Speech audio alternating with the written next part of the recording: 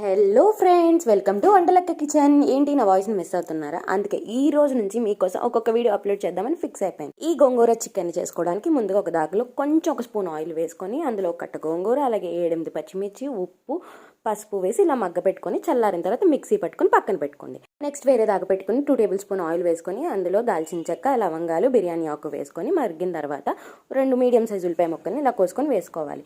తర్వాత ఒక table spoon అల్లం వెల్లుల్లి పేస్ట్ వేసి బాగా ఇలా మగ్గనివ్వండి. మగ్గనిచ్చిన తర్వాత ఇందులోకి మనం శుభ్రంగా కడిగి పెట్టుకున్న చికెన్ని వేసేసుకోండి.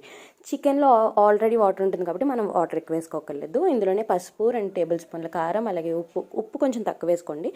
జీలకర్ర, ధనియాల పొడి వేసుకొని ఇలా బాగా కుదుపుకొని కొంచెం వాటర్ వేసుకొని కలుపుకొని పక్కన పెట్టేసుకోండి.